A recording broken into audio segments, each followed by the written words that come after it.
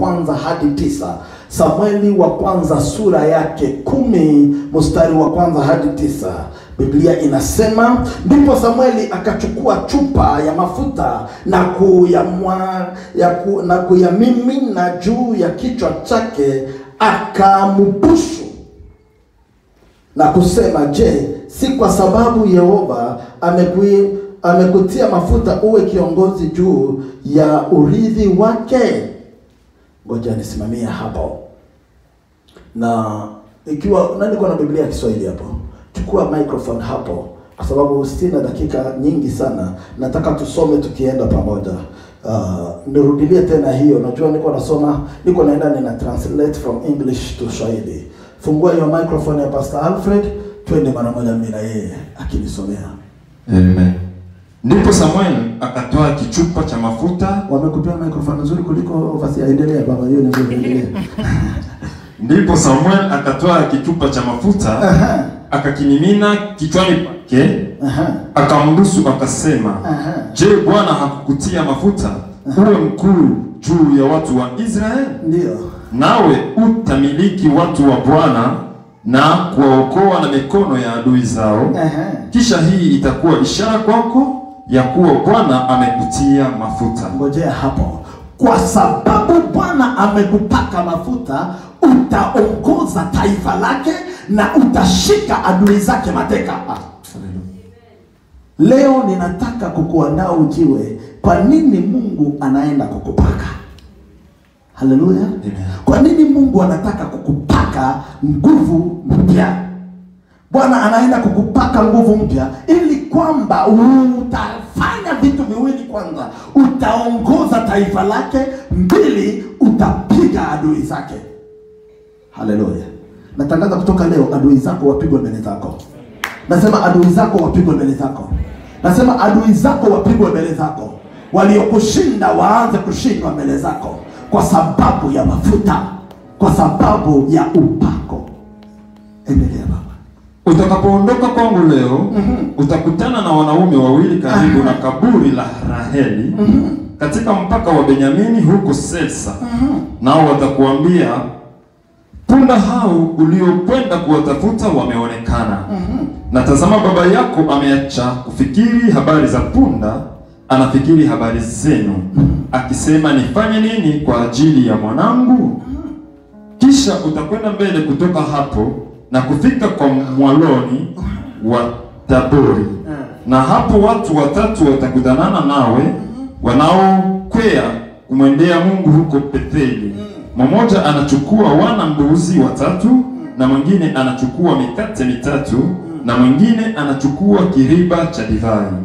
Nao watakusalimu na kukukupa mikate miwili, nawe utaipokea mikononi mwao. Baada ya hayo utafika Gibea ya Mungu, hapo palipo na ngome ya Wafilisti. Kisha itakuwa utakapofika mjini, utakutana na kundi la manabii wakishuka kutoka mahali pa juu, wenye kinanda na tari na kinubi na filimbi mbele yao, nao watakuwa wakitabiri. Na Roho ya Bwana itakujilia kwa nguvu, nawe utatabiri pamoja nao, nawe utageuzwa kuwa mtu mwingine. Basi hapo ishara hizo zitakapokutukia, fanya kama uonavyo vema, kwa kuwa Mungu yu pamoja nawe. Nawe utamteremka mbele yangu mpaka Gilgal, nami angalia, nitakuteremkia huko ili kutoa sadaka za kuteketezwa na kuchinja sadaka za amani. Siku 7 utangoja hata nitakapokujia na kukuonyesha yatakayokupasa kufanya. 9. Ikiwa alipogeuka kumwacha Samueli, Mungu akambadilisha moyo, nazo ishara zile zote zikatukia siku ile ile. Ni neno la Bwana. Amen.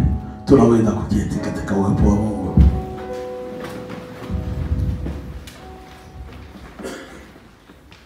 Nguvu ya upako. Natangaza leo, mbingu zikupake. Mbingu zikupake mafuta ya ushindi.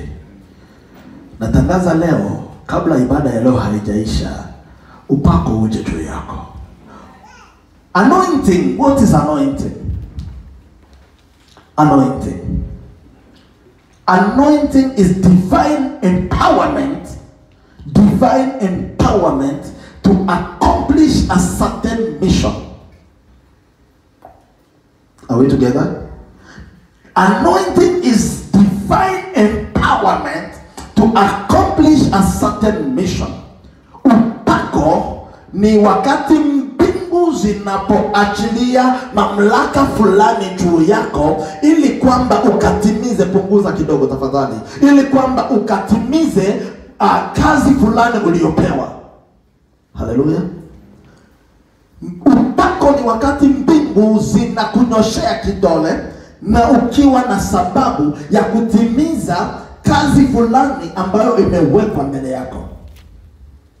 Kwa mfano, wakati adui wa Israeli walipotesa Israeli, ilibidi Mungu awe akipaka watu ambao aliwaita waamzi kwa sababu ya kazi fulani. Jephthah alikuwa muamzi, Deborah alikuwa muamzi, Samsoni alikuwa muamzi, Gideoni alikuwa muamzi. Kazi yao ilikuwa kuwekwa wakfu na Mungu kutekeleza kazi fulani kwa maisha. Ninaomba leo mbingu zikuweke wakfu kwa kutekeleza kazi moja duniani. Sijui ni nini ambayo ulitaka kuitekeleza, lakini kwa nguvu zako hauwezi. Kunahitajika nguvu za kimbingu, wakfu wa kimbingu kuja juu yako ili kwamba utimize. Inaitwa anointing. May God anoint you today. I say may heaven anoint you today.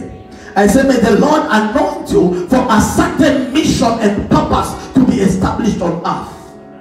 Chochote ambacho Mungu alikuumba kukifanya, huwezi kukifanya peke yako kama nguvu za Mungu hazijapakwa juu yako. Haleluya. Ndio kwa maana Biblia inasema Yesu Kristo aligojea akafikisha umri fulani, na siku moja akatokezea akaingia kanisani, na alipoingia kanisani wakamuomba afungue Biblia kuwasomea, na alipofungua Biblia kuwafundisha akafungua chuo cha nabii Isaya, mahali Biblia inasema Roho wa Bwana yu juu wangu, amenipaka mafuta ili kwamba ni wahubiri wafungwa kufunguliwa, na ni hubiri injili mpya kwa maskini, vipofu kuona tena, kuwekwa huru waliosetwa, na kutangaza mwaka wa Bwana uletao tumaini. Haleluya. Na Yesu alipoingia akafungua, ilikuwa ana proclaim kwa kila mtu ya kwamba sasa muda umekuja ambao upako umekuja juu yangu, na niko tayari sasa kutekeleza nililoitiwa. Shida kubwa ni kwamba wengi huenda kabla hawajapakwa, wengine huenda na mafuta yamekaa sana. Halo. Ukienda kabla haujapakwa, utapigana na vitu ambavyo haufai kupigana navyo. Na ukienda na mafuta imeshaharibika, hiyo mafuta haina tena kazi. Sikiza nikuambie, tuko pamoja. Yesu Kristo alikuwa Yesu kabla hata umri haujakuwa kabla umri. Kwa miaka 12 alishangaza watu hekaluni, na miaka iliendelea, lakini akapotea. Kwa nini? Kwa sababu kulikuwa na umri ambao alibidi angojee. Na hiyo umri ilipofika, Biblia inasema sauti ya mtu aliyaye nyikani ikasikika ikitangaza, tengenezeni njia za Bwana, yanyosheni mapito yake. Kila bonde na milima itajazwa, na palipo mabonde patajazwa, palipo nyauka patakuwa kama pamenyoshwa. Na akaanza kutangaza, anaitwa Yohana, na Yohana akaanza kutangaza, akatangaza, na kisha akasema, mimi nawabatiza kwa maji, lakini ajaye nyuma yangu atawabatiza kwa moto. Haleluya. Kwa nini Yesu alingojea? Kwa sababu Yesu alijua ya kwamba unless you are proclaimed, you will never be revealed. Hello. Kama haujatangazwa, huwezi kuwekwa wazi. Ninakuja kukuomba leo, mbingu zikupatie nafasi ya kungojea utangazwe. Nasema mbingu zikupatie nafasi ya kungojea utangazwe.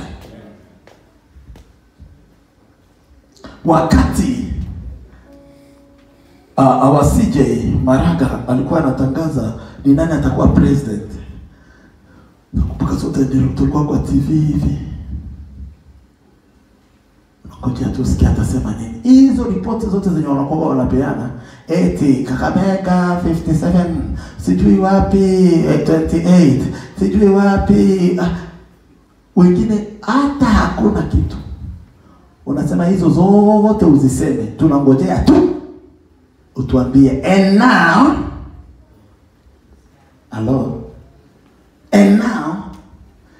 under the authority given unto me, I want to proclaim that so and so is the president elect. Ukimaliza tukusema hivyo, huyo wanatoa macho kwa Maraga, wanatoa macho kwa nani, wanatoa macho kwa kila mtu, wanatoa macho kwa kama ndio IBC, kama ndio nini, unaona wanaanza onyesha misafara za magari za huyo mtu mali alikuwa anajificha, zinatokezea sasa, anaingia baada anaingia. Kwa nini? Kwa sababu ametangazwa. Akitangazwa anaoneshwa. Shida ni kwamba wengi tunataka tuonekane kabla hatujatangazwa. Naomba ungojee mbingu ikutangaze kabla hutaanza kuonekana. Naomba ungojee mbingu zikubali kabla hujatokezea. Ukitokezea na mbingu haitakutangaza, utatokezea vibaya. Ukijionyesha na mbingu hazitasema, utatokezea vibaya. Tikisa jirani yako mwambie tulia. Mbingu zinapokutangaza, maana yake ukitokezea hakuna atakayekufunika. Naomba mbingu zikutangaze leo. Naomba mbingu zikutangaze leo. Nasema mbingu zikutangaze leo. Ilibidi Yesu Kristo angojee. Yesu alijua ya kwamba nimepewa nguvu tayari, nina mamlaka tayari, nina kila kitu tayari, lakini nitaichezea chini ya maji. Nitakagusia tu chini ya water tu hapo, polepole tu mtu wangu. Sitaki kuonekana mpaka wakati mbingu zitanitangaza. Amen. Haleluya. Amen. Kwa nini unakimbilia? Dadangu, harusi ni yako, lakini usijitangaze kabla hatujakutangaza. Unajua bila mimi watakuacha kwa mpole. Mtumishi wa Mungu, muujiza haijamaanisha ya kwamba sasa unatosha. Kwa mpole. Kama unasikia sema amen. Kwa mpole mtumishi wa Mungu. Muujiza haijamaanisha umeenea. Unaweza kufanya muujiza na hujaenea. Those who go before proclamation, they get revealed for a few moments and then they disappear.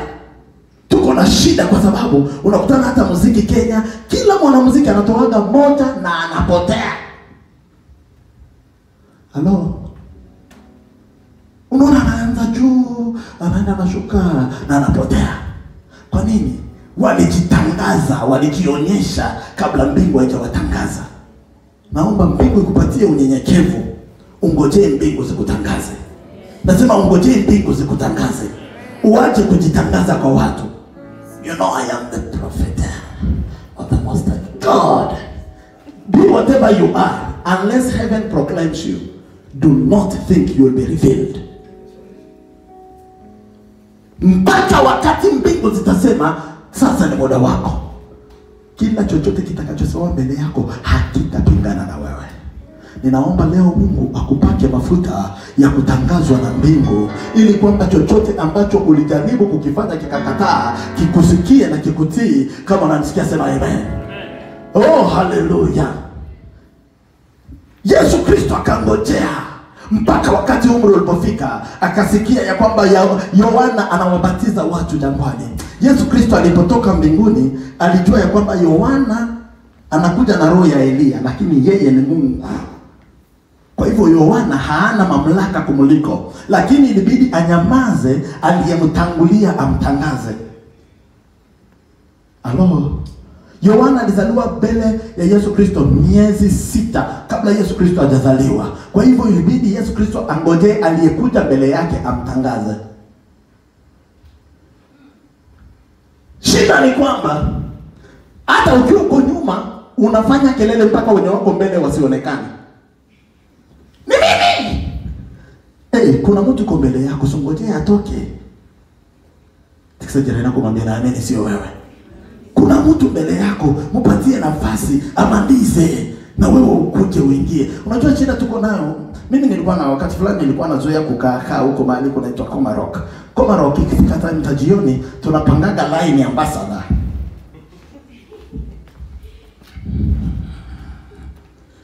Ukiona tu anasoma gazeti. Buda, niko mbele yako. Nikusimama tu utaingia. Na katika hali ya Kikristo tuko hivyo. Tunataka sote tuwe mbele. Kila mbele ina magumu yake. Kila mbele ina shida zake. Ngojea mbingu zikutangaze. Kama unanisikia sema amen.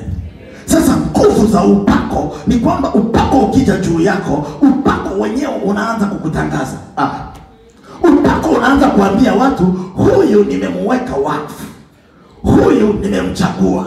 Huyu nimemtuma. Huyu nimemtengeneza. Huyu niko na sababu. Naomba Mungu akupake leo kwa jina la Yesu Kristo. Naomba mbingu zikupake ili kwamba utangazwe na mbingu ya kwamba ni yeye amekutuma. Haleluya. Niliwaambia mtu mmoja akaniuliza, "Pastor, kwa nini wao ukiongea na watu wanasikiaga, lakini mimi nikiongea na wao hawasikizaji maneno yangu?" Nikamwambia kwa sababu wewe unawaambiaga maneno yako, lakini mimi wasiongee na wao, na waambiaga kenye Roho anataka waambie. Halo, unapojituma utaambia watu kenye wao unafikiria, lakini Roho akikutuma, akikutangaza, basi yeye anayekutangaza atakupea ujumbe ambao utawaambia wale. Naomba mbingu zikutangaze leo. Nasema mbingu zikutangaze leo. Nasema mbingu zikutangaze leo. Umepigana sana na wenzako kazini, ni kwa sababu mbingu hazitakutangaza. Mbingu zikutangaze leo, kesho wakikuona waseme, tumekubali wewe umechaguliwa. Upako. Haleluya. Vita ambazo uko nazo ni kwa sababu hautaomba mbingu zikupake kwa sababu ya assignment uko nayo. Ambia mbingu zikupake leo kwa sababu ya kazi ulio nayo. Upako urahisisha kazi. Kama unanisikia sema amen. Ukipakwa unatoka kutumika mechanical, unaanza kuwa automatic. Unapofanya hiki kina flow, si kwa sababu yako, ni kwa sababu ya lile ambalo umepakwa. Naomba mbingu zikupake leo. Nasema naomba mbingu zikupake leo. Haleluya. Nikaenda mahali fulani kwa mkutano, nimewapea mfano mara kadhaa. Nikaenda kwa mkutano fulani mimi na rafiki yangu Gilbert, tukiwa kwa mkutano mahali tunaombea watu na Mungu alifanya miujiza nyingi. Mahali inaitwa Kihoki, miujiza mingi ilikuwa ikifanyika, miujiza nyingi sana. Halafu nikasikia Roho Mtakatifu ananiambia, enda upake nguvu za uponyaji juu ya mama mchungaji na juu ya Gilbert. Nikawaita wao wawili, nikwambia nipieni mikono yenu. Mimi hao watu walikuwa wengi sana. Nikasema sasa nyinyi nipieni mikono yenu. Nikasema kenye ninabeba kwa mikono yangu na kipaka juu yenu kwa jina la Yesu Kristo. Enende mkaombea watu.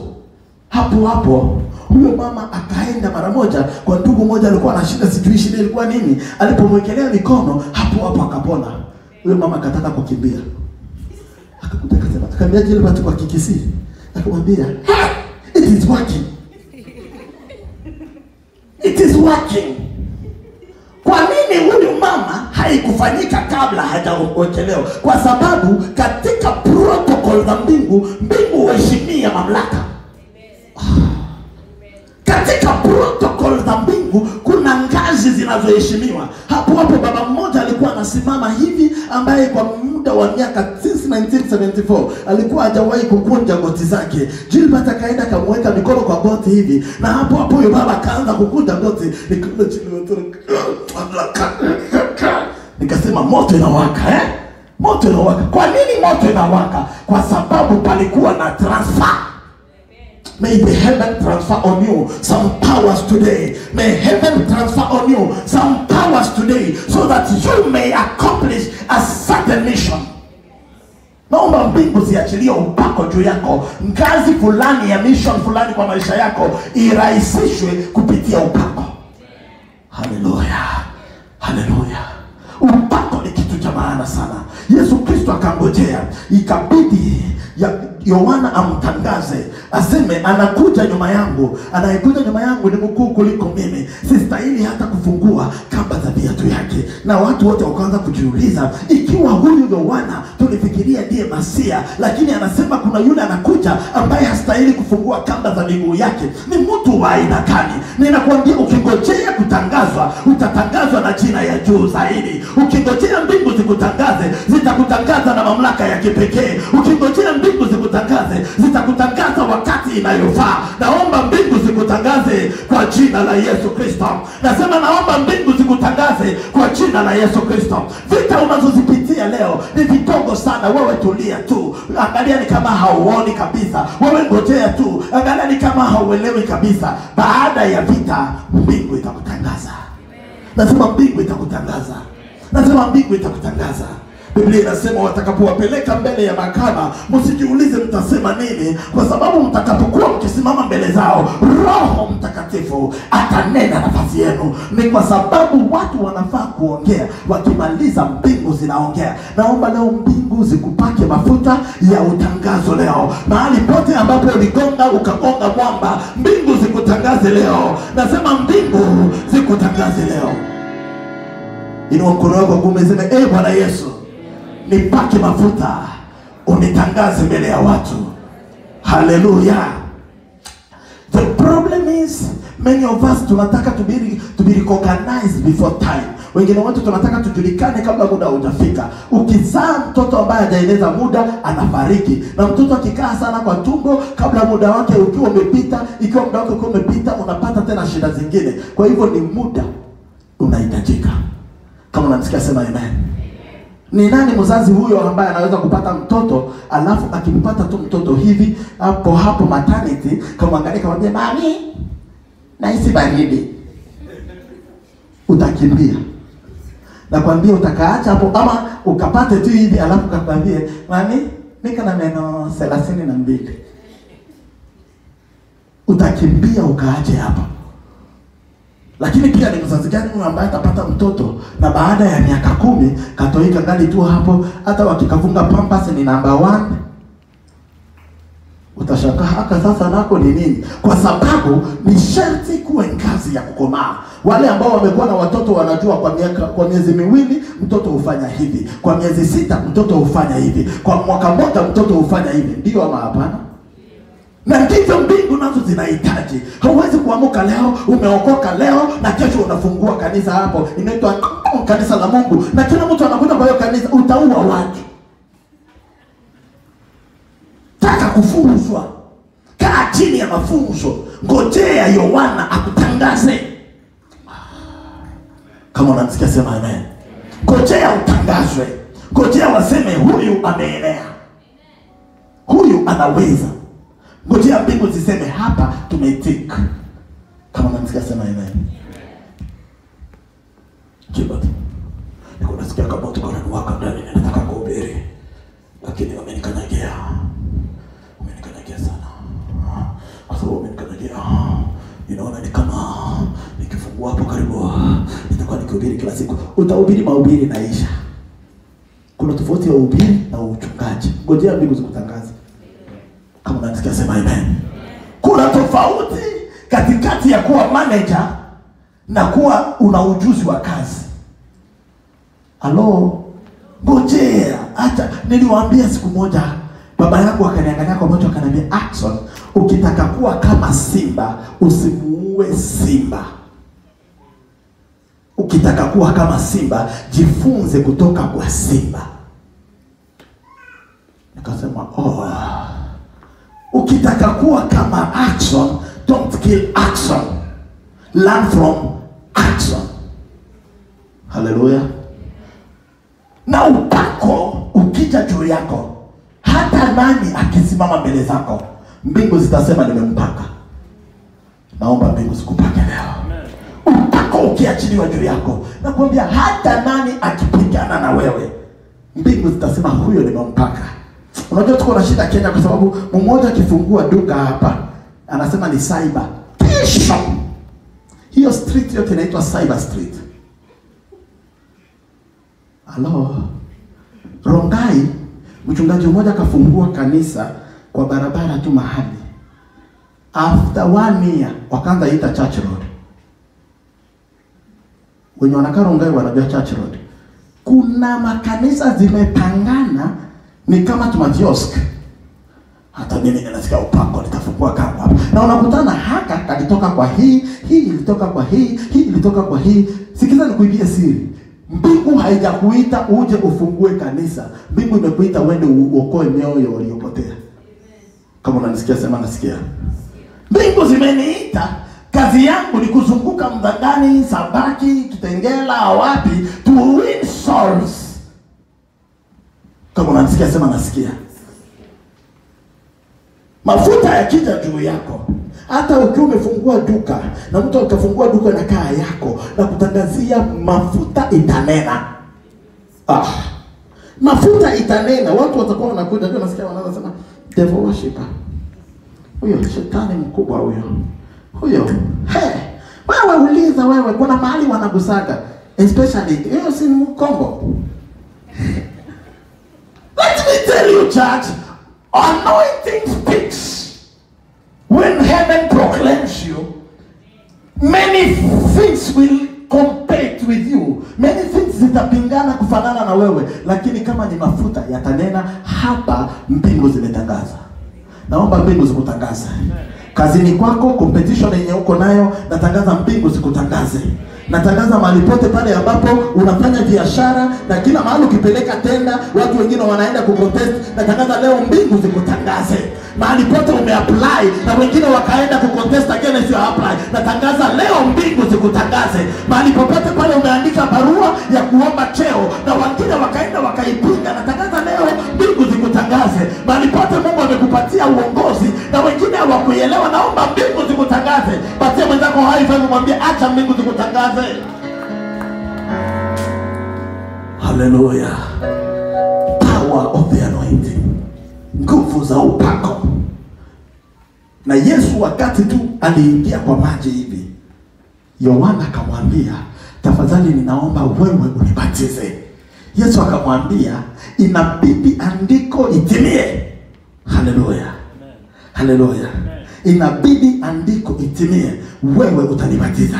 Na alipomubatiza, mbingu, Biblia inasema zikapasuka, mbingu zikafunguka, na hapo njiwa akaja kama Roho Mtakatifu, akaja katua juu yake. Watu wote wakajiuliza, who is this man who is attracting the Holy Spirit like this? But before atoke kwa maji, mbingu zikazungumza. Naomba mbingu zikuzungumzie leo. Nasema mbingu zizungumze leo. Mahali mbingu zilikuwa zimenyamaza, nasema mbingu zizungumze leo. Mahali mbingu zilikuwa zimetulia, naomba mbingu zizungumze leo. Mahali mbingu zilikuwa zimekaa kimya, naomba mbingu zizungumze leo. Biblia inasema sauti ikatoka mbinguni ikasema, huyu ni mwanangu mpendwa, mumsikilize. People are not listening to you because you know how to speak. People are listening because there is a voice from heaven which has said, listen to him. Vitu ambazo vinaendelea kwa maisha yako vilitangazwa mbinguni. Naomba mbingu zikutangaze leo. Nasema mbingu zikutangaze leo. Nasema mbingu zikutangaze leo. Huyu ni mwanangu mpendwa, mumfanye nini? Mumsikilize. Mbingu zikufanya usikizwe leo. Na Yesu Kristo hapo akitoka kwa maji, watu wote wenye walikuwa wanafuata Yohana wakaanza kumfuata. Wakaanza kumfuata, na walipoanza kumfuata, wanafunzi wa Yohana wakaenda wakamwambia, Yohana, tulikuambia usifanye hiyo mistake. Don't do that mistake. Tulikuambia usimtangaze mbele ya watu. Sasa umemtangaza, watu wote wameenda. Ni yeye ameanza kubatiza watu wengi kukuliko wewe. Biblia inasema Yohana akawaangalia akawaambia, ilibidi yeye ainuke ili kwamba mimi nishuke. Haleluya. Niliwafunza hapa nikawaambia, watu ambao watainuka, watu ambao wataenda juu zaidi, ni watu ambao wanakuwa na conflict ya kuinuana. Are we together? Yohana Mbatizaji na Yesu Kristo walifanya conflict ya kuinuana. Si nimewaambia hivyo? Kila wakati ninawaambia Nilipenda sana vita kati ya Yesu na Yohana. Nilimwambia alianza vita ni nani? Si ni Yohana. Ni yeye aliona tu Yesu anapita anasema, "Huyu ni mwana kondoo wa Mungu ambaye abebaye dhambi za watu. Sistahili hata kufungua kamba za viatu yake." Yesu akasema, "Ema, nani ameambia Yohana niinue hivyo? Yohana amenisifu sana. Kwa nini amenisifu hivyo?" Biblia inasema Yesu akalipa. Akaenda akaambia watu, "Hakuna mtu aliyezaliwa na mwanamke ambaye ni mkuu kuliko Yohana Mbatizaji." Kwa nini na mwanamke? Kwa sababu Yesu alijua hakuzaliwa na mwanaume. Yeye alizaliwa na mwanamke. Kwa hivyo alikuwa anawaambia hata mimi nimejishusha kuliko Yohana Mbatizaji. Halo. Yohana akaenda nafikiri watu walikuwa confused. Yohana alisema hastahili kufungua kamba za viatu vya huyu. Huyu naye anasema Yohana Mbatizaji ni mkuu kwa wote waliozaliwa na wanawake. This is fantastic. Hii ni kitu ya kushangaza. Watu wakakuwa kama watafuata Yohana. Yohana akawaambia inabidi nishuke ainuliwe. Are we together? Hiyo inaitwa conflict ya watu wazima. Aliponena vibaya kukuhusu, ulijibu nini? Halo. Kazi yangu ni kwenda niinue Evans. Na mahali Evans anaenda ananiinua. Hiyo ndio conflict ya watu wakubwa. Mahali pote ninapita wakiniuliza, "Unajua Naomi?" Nasema, that is a mighty woman of God. Because my work is to elevate others. And the others' works is to elevate me. Hallelujah. Babangu akaniambia, "Axon, zoea kuinua watu kwa bega yako. Kwa sababu zaidi wakienda kuona mbali, inamaanisha hata wewe bega zako zimeinuka zaidi." Naomba Mungu akupatie neema ya kuinuliwa na kuinua wengine. Nasema Mungu akupatie neema ya kuinuliwa na kuinua wengine. Unene maneno ambayo wakiyasikia watu wanasema huyu anaokoka.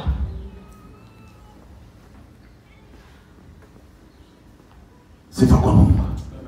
Nguvu za upako.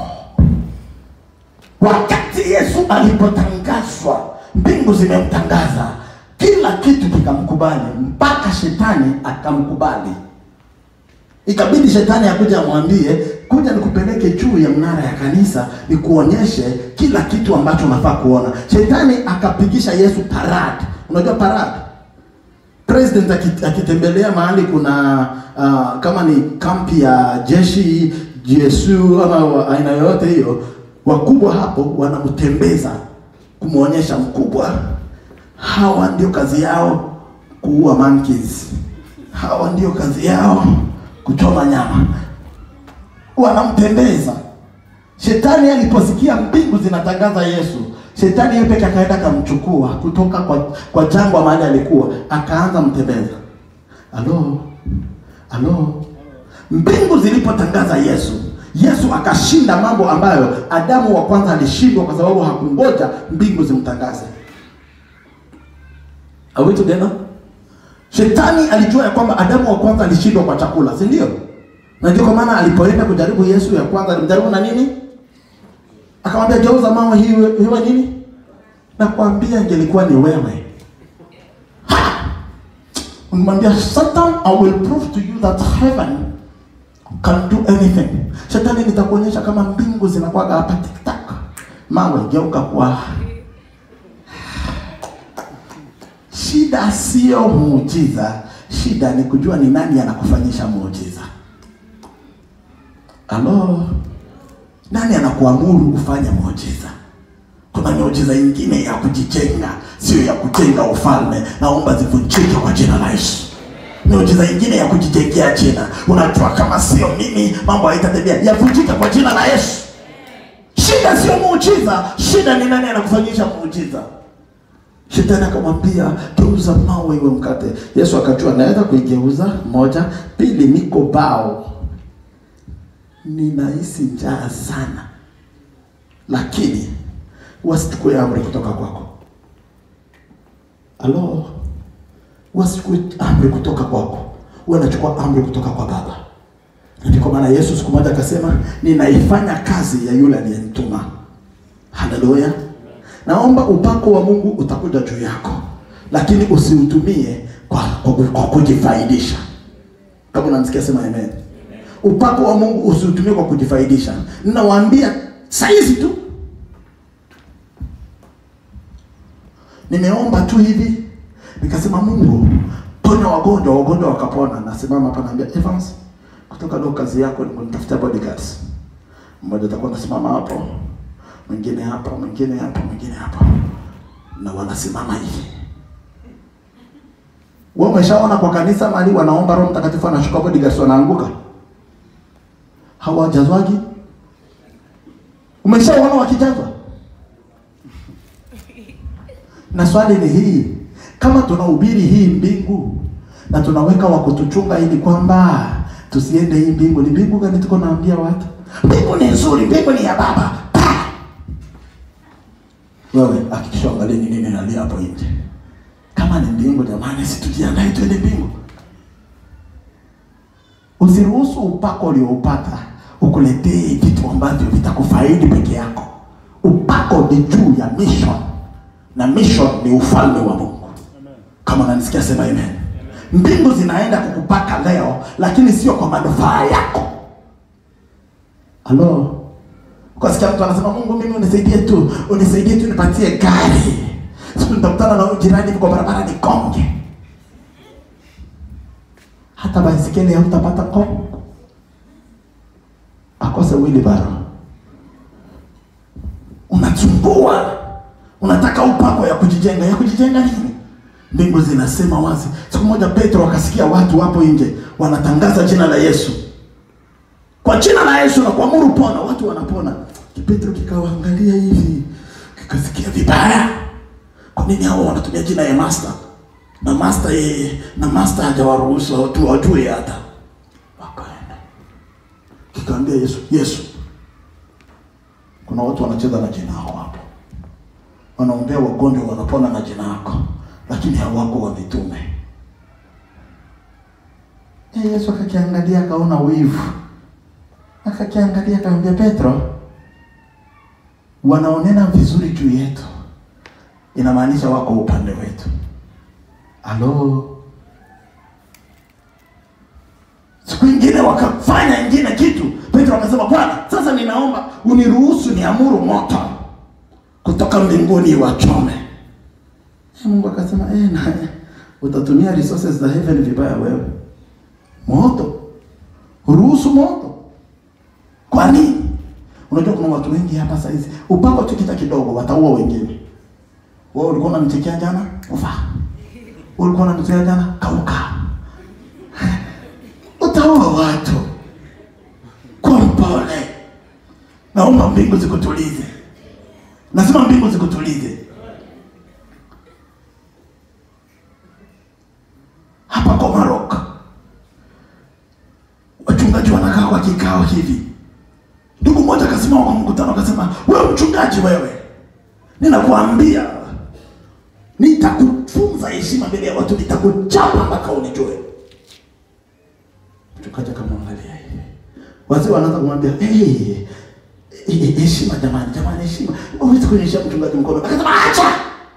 Uchungaji ni nini? Sina yako kasuti tu. Hata sisi ni wachungaji. Mchungaji akawaangalia hivi. Kabla kwanza wewe mchungaji wewe. Moja hii, mbili, tatu, akaelezea mchungaji dhambi zake zote zenye anajua. Akaziweka mbele yake hivi. Watu wakamwambia sasa asili na hapana, leo nitamweka wasi, nitamweka mahali anafaa kuwekwa. Akaongea. Alafu akasimama, akakaribia mchungaji akamwekelea kofi. Unajua kuna mtu anaweza kukupiga kofi, unasahau jina lako. Akapiga huyo mchungaji kofi, na anamwambia koma rock sio mbali, hapa koma kofi. Mchungaji akaniambia, nikasikia ni kama hii inakuwa namu. Nikasikia ni kama shafu inapoteza nguvu. Kisha mchungaji akamwangalia akamwambia, hiyo mkono yako haitawahi nyosho juu ya mtu tena. Asante.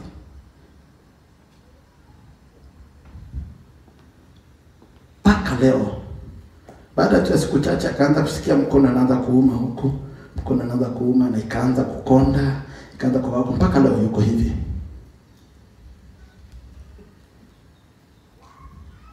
Namjua, namuonanga, na mkono yake na kwa gato hivi.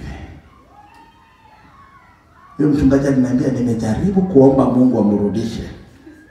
Lakini hiyo ni kama Mungu alikuwa rahisi kuikausha, lakini kuinyoosha. Huyo ndugu ameshatubu akaomba msamaha. Mungu akamsamia lakini akabakia tu hivi. Na wewe mwenyewe ukimuuliza, mkono ulizaliwaga hivyo, anamwambia hapana. Nilipigaga mchungaji kofi.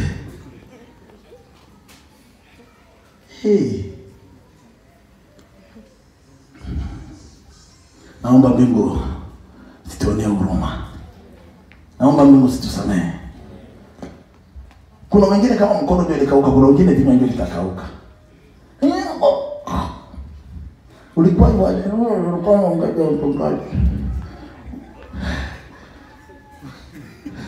Lakini mbingu haijaita mafuta kulaani. Naongea na mtu hapa.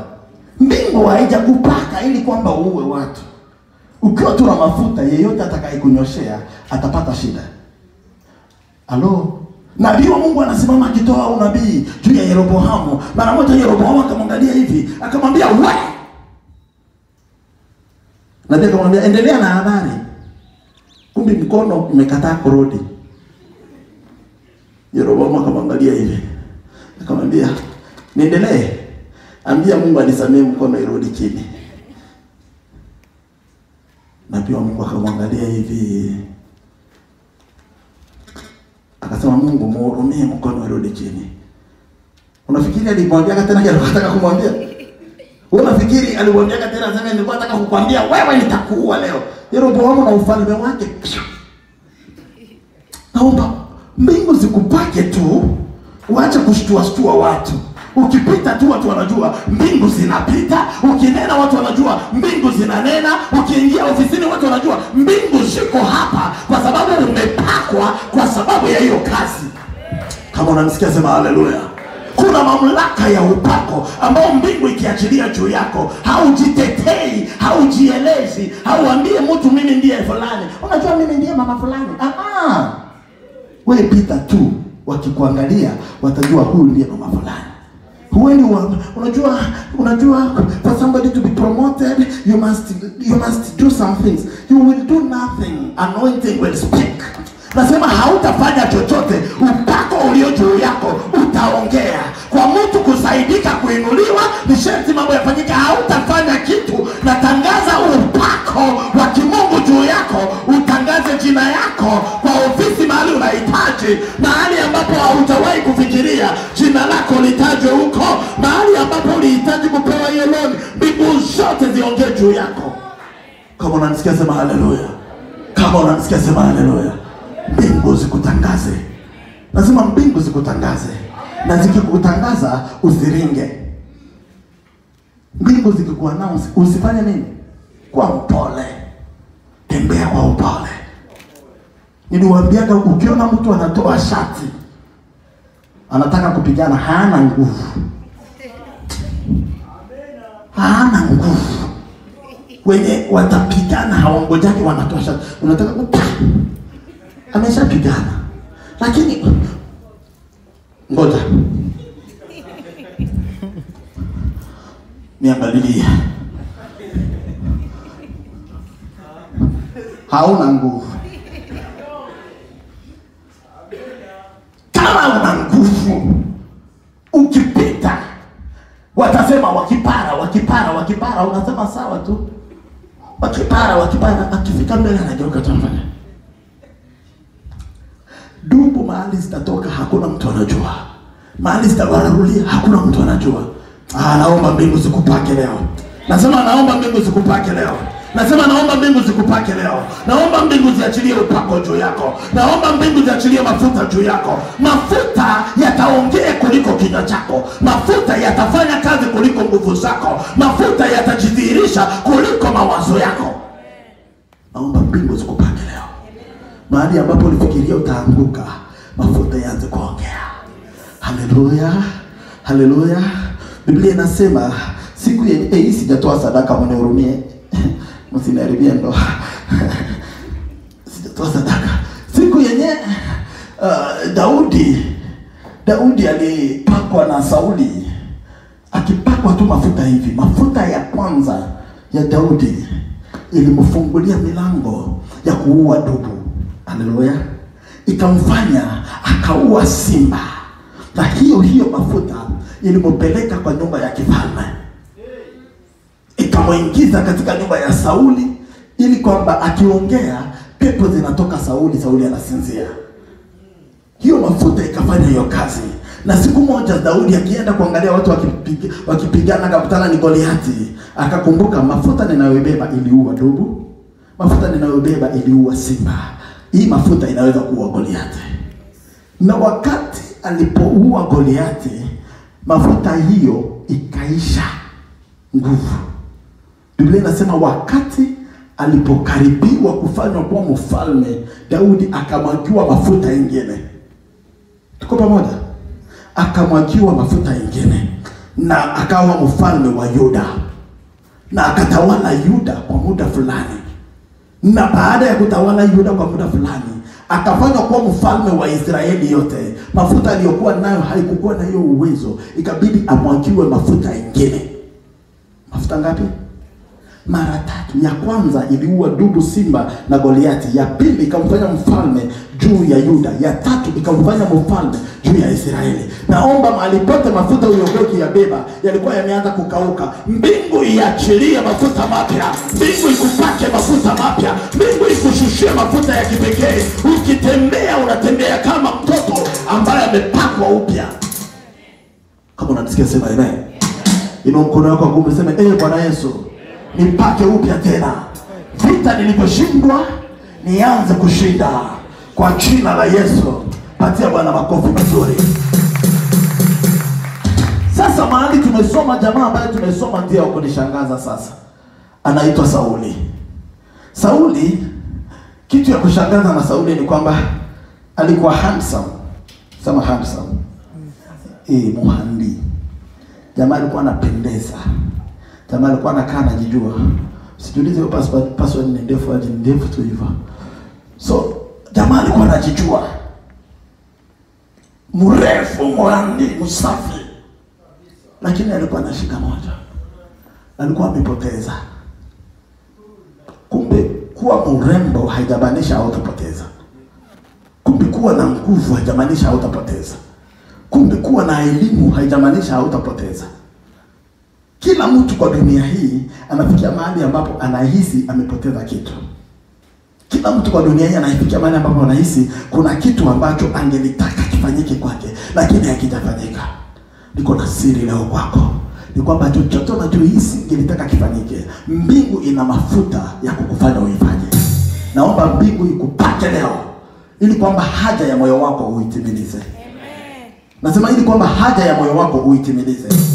Unajua shida tuko nao ni kwamba wengine wote tunangojeaga tu mpaka tuombewe ndio mambo ifanyike. Can you imagine? Pastor Axel ameniombea mara 4 na hiyo kitu haijafanyika. So tuombe. Kama unanisikia sema nasikia. So tuombe ndugu yangu. Unajua Axel unapomwambia hitaji yako, huyu Axel naye iko naombea hitaji ya kila mtu hapa. So anasema Baba, kumbuka divai na umfanyie kama vile anavyohitaji kwa jina la Yesu. Ninaomba Mungu kumbuke Priscilla umfanyie kama vile anavyohitaji. Unaona Evans mahali anapokaa usisahau Mungu wangu. Naombea naombi usipitie Mungu wangu. Unaona Janet katika jina la Yesu Kristo nambariki. Ninaomba Mungu ukiona blessing upake upako ya uimbaji. Ninaomba Mungu wangu ukikutana na Anna, nguvu zako zisitoke juu yake. Ninaomba kwa jina la Yesu Kristo Mungu wangu. Ninaombea kila mtu. Lakini sasa hiyo yenye ninafanya ni hiyo ya ubaba. Na wewe yako ni ya wewe unahisi uchungu. Kwani hii kiato Buda, unajua mahali inanifinya? Ni kwa hii kidole ama ni kwa hii? Umeivaa? Sasa unatakaje mtu asikie uchungu yako? Kuna siku moja unajua nani nakuguza hapo? Wewe unafaa kuomba. Haleluya. Tenga muda ya kujiombea. Ana akaingia kwa maombi mpaka mchungaji akaingia kanisani, akakutana Ana hapo akamwambia, mwanamke, saizi ya 3 nalewa. Hii ulevi unaleta kanisani, ulevi gani? Ingekuwa ni wewe, ukimwangalia mwambie mlevi ni wewe. Lakini Ana akamwambia, baba yangu, ni machungu ya moyo ndiyo yananijaa. Kuna kitu nakihitaji kwa Mungu na sijakipata. Mtumishi wa Mungu akasema, si ulevi, ni uchungu. Akamwambia, leo Mungu akutendee kama haja ya moyo wako. Acha kutafuta maombi kwa watumishi wa Mungu, tafuta neno kwa watumishi wa Mungu. Nasema acha kutafuta maombi kwa watumishi wa Mungu, tafuta watamke neno kwako.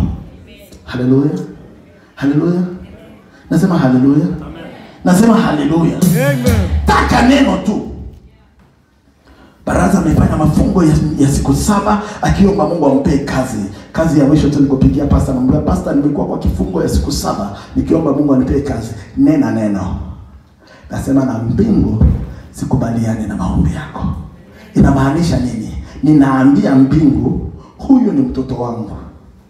Kwa upako mlionipaka, mjibu maombi yake. Haleluya. Lakini pastor, simama na mimi. Simama na mimi katika maombi kwa muda wa mwezi mmoja. Wewe nikikupea mwezi mmoja, na mimi nitajipea nyingine gani? Mwezi ni tuko tuna miezi 12. Nikikupea moja peke yako, wengine watakuaje? Tikisajira nako mwambie, taka tu neno peke yake na upako ulio juu yako, utafanya kazi. Kama unaamini, patia Bwana makofi mazuri. Na ndio kwa maana ninasimama hapa kama mtumishi wa Mungu, ninakiri ya kwamba kila chochote ambacho umekiombea wiki hii, mbingu ikujibu.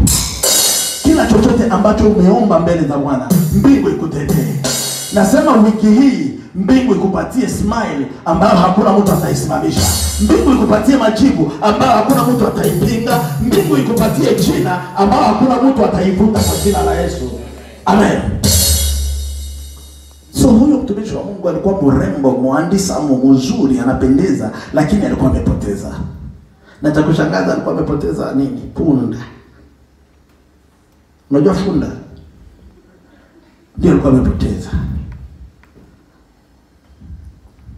Na anatafuta punda kwa siku 3, hawezi kuwapata. Jamaa katika hali ya kutafuta punda, kaidia kakakujia mmoja wao. Kamwambia, kuna kuaga nabii wa Mungu hapa. Twende tumuulize.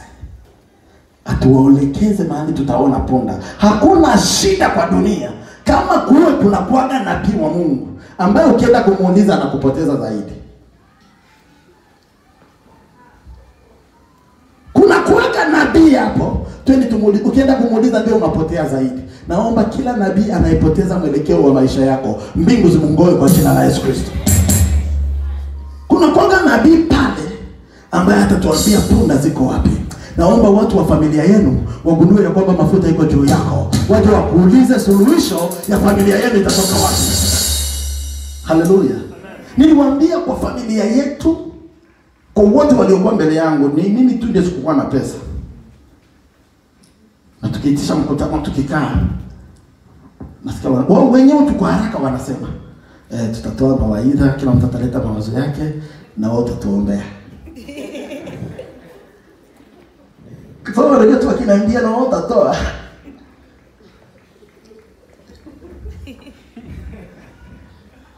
Na wao tutatuombea. Na mimi naangalia nasema, hakuna kitu mtafanya mpaka wakati Mungu ataongea. Na wapeleka marathon. Mchange, msichange, muwe na pesa, msiwe na pesa, mpaka Mungu aongee. Pastor Alfred alikuwa Kongo juzi, wakawa na mkutano ya familia. Watu kwa mkutano wa familia wakaongea. Ilikuwa very crucial. Walipofika kwa mahali ambapo kabisa wameamua, Alfred akasimama akasema, Nashukuru kwa uamuzi wenu, lakini mchungaji alisema mkimaliza atawaambia ni nini ambayo tutafanya. Watu wakasema sasa tunapotezea hii muda wote nini sasa? Tumeongea yote, tumeongea hapa sasa tena. Alfred akamwambia, muulize mama anaonaje. Mama akasema, si nyote mnajua ya kwamba baada ya nyinyi kuongea atatuambia Mungu amesema nini? Alfred akamwambia, ngoja. Akaniambia, Buda, naweza waambia hivi? Akamwambia, sema tu kwenye masikio utasema. Akaniambia kwa niaba ya mchungaji anasema hiki mliamua sio ndio kitu tutafuata hiki. Ufure usifure utakifuata. Si nyinyi mliniambiaga mtakuwa mnachanga na mimi nawaombea. Naomba mbingu ifungue macho ya familia yako, waache kukuangalia kwa madharau, waanze kuona mafuta juu yako. Biblia inasema eti nabii hana heshima kwao. Naomba uheshimike kwenu. Nasema uheshimike kwenu. Nasema uheshimike kwenu. Wakati utapita hivi, wanasema tumeamua, lakini yeye ataamua wa mwisho. Kwa sababu upako ulio juu yako unabeba nguvu ya familia. Kama uko hapo sema haleluya. Naomba mbingu zikupake. Nasema mbingu zikupake. Kumbe mbingu inaenda kukupaka pesa na hautatoa uamuzi. Lakini ikikupaka mafuta. Na unajua ni kwa nini? Kwa sababu wakifanya uamuzi nyingine, nikisema siku hapo, baada ya siku mbili unasikia dadanga sasa, niliota ndoto mbaya mimi siko hapo. Unasikia mwingine na mimi siko. Nini mnaanza kutuvuka na sisi tuliamua pamoja. Hapana, mimi siko hapo. Mungu aliniambia, nilipingana na mtumishi. Mbona mna pesa rafiki zangu? Pesa hazikuongoza. Naomba upako ije juu yako. Kumbe upako ina nguvu kuliko pesa. Kumbe upako ina nguvu kuliko kuzaliwa wa kwanza. Kumbe upako ina nguvu kuliko magari. Kumbe upako ina nguvu kuliko kila. Naomba mbingu ikupake leo kwa jina la Yesu. Naomba mbingu ikupake leo kwa jina la Yesu. Ukiingia kwa familia hivi, ukiongea kila mtu anasikiza, anasema tutafuata hili. Haleluya. Haleluya. Sijui ni nini ambayo ulikuwa imeenda kombo kwa maisha yako. Kabla ibada ya leo iishe, mbingu zifungue milango na mafuta ishuke juu yako. Kazi ambayo ilikuwa ngumu kwako iwe rahisi. Nasema iwe rahisi. Biashara ambayo ilikuwa ngumu kwako, nasema iwe rahisi.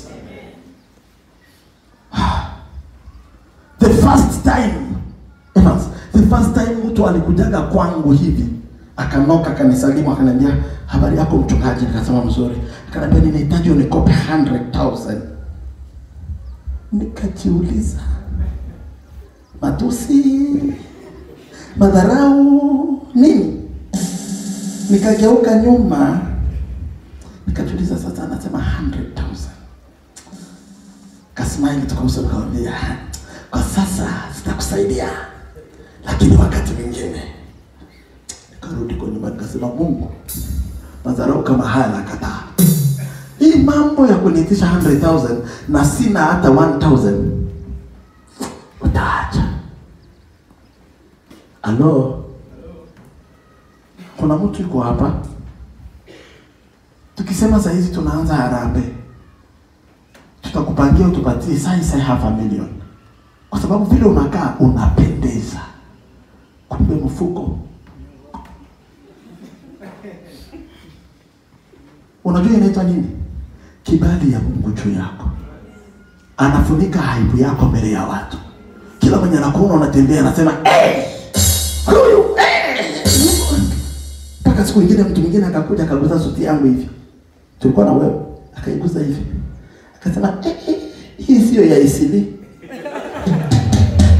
Guys, nikamwambia no. Thailand.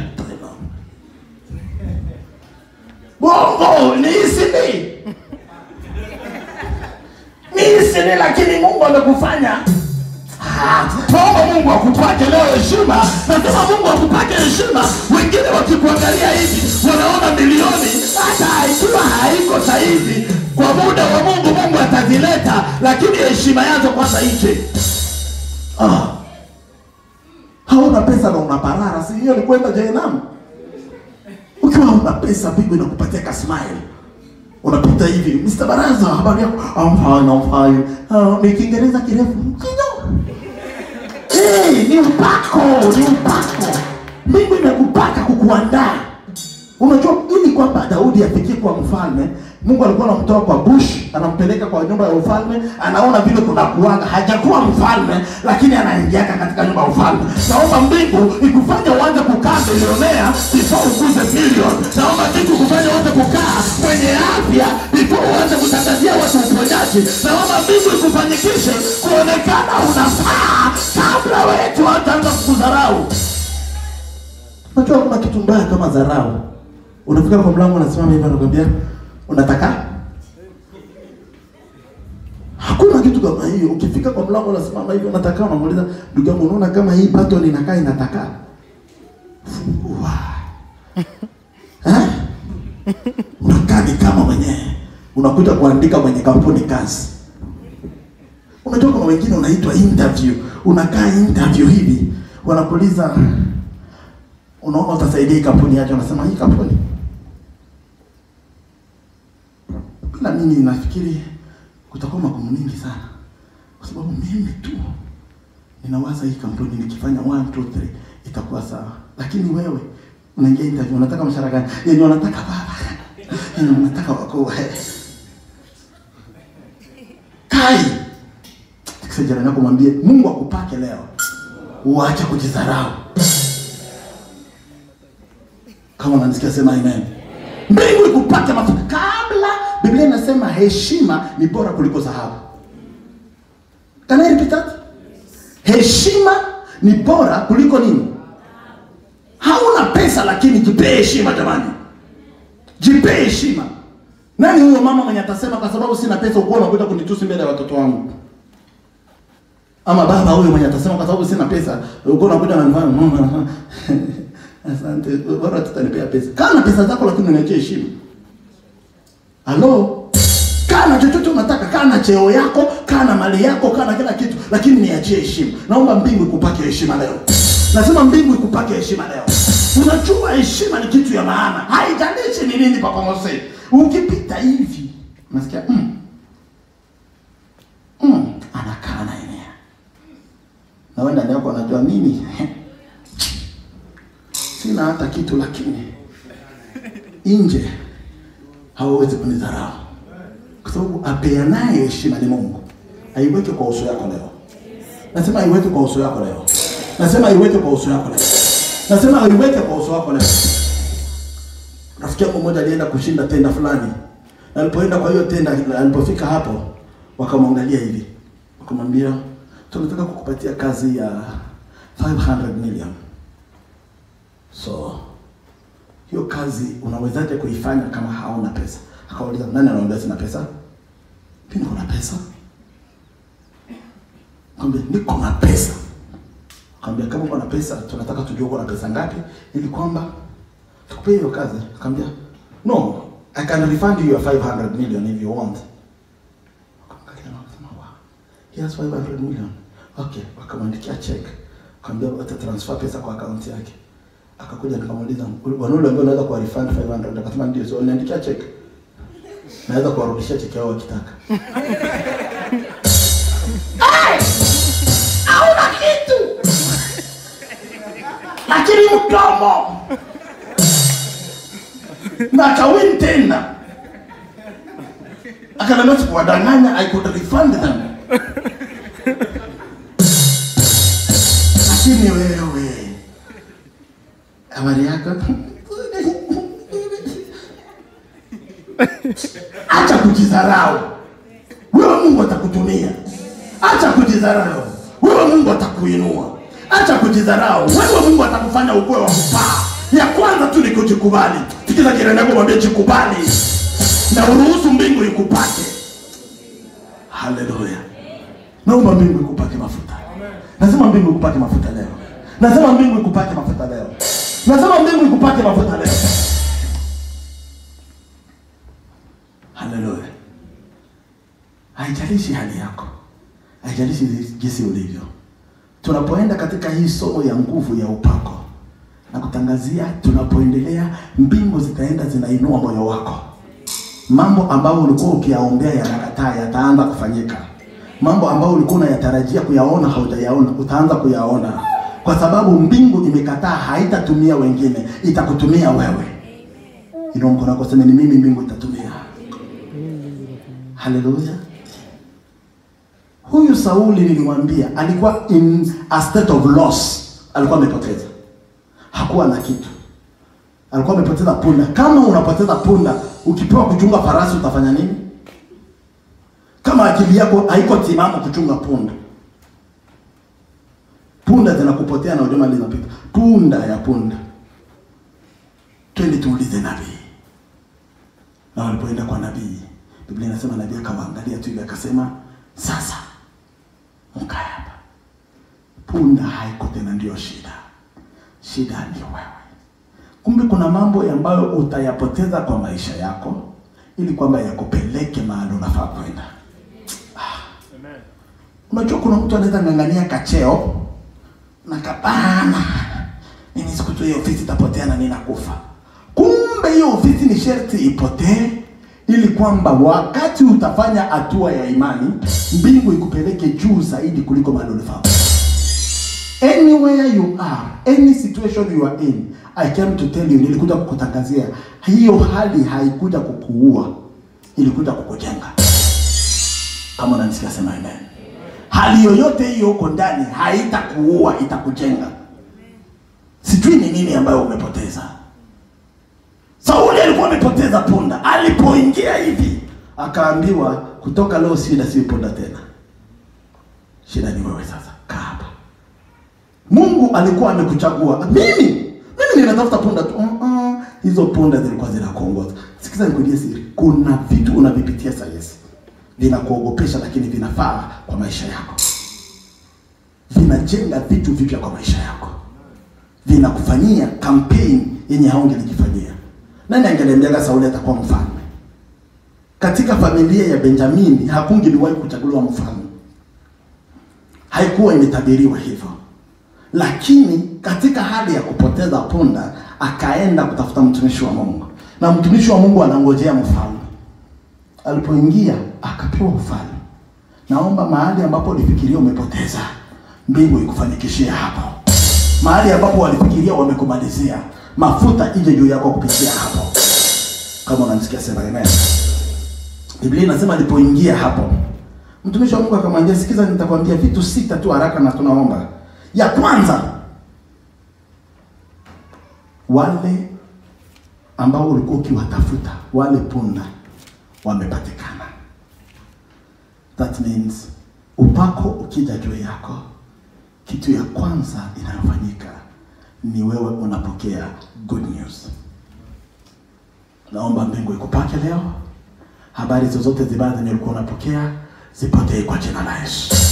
Uanze kupokea good news.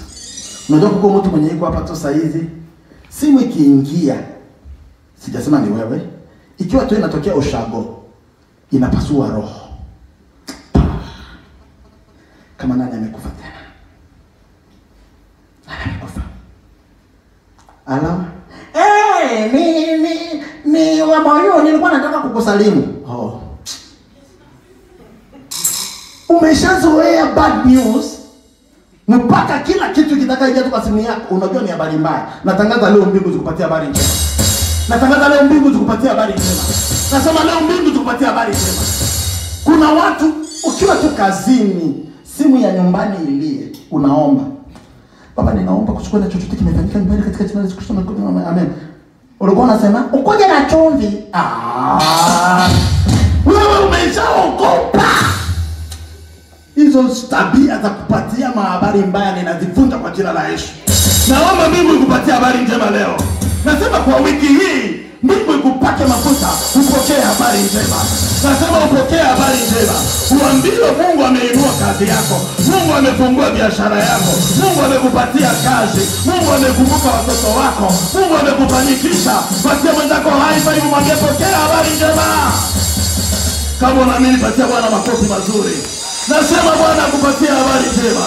Nasema mbingu kupatia habari njema. Nasema mbingu kupatia habari njema. Nasema mbingu za Baba zikupe habari njema. Haleluya. Pointi ya pili ya nguvu za upako.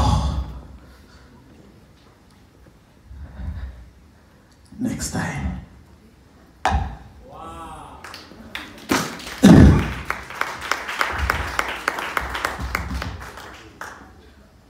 Nimesema ziko 6. Ya pili next time. Simama kwa miguu yako tuombe.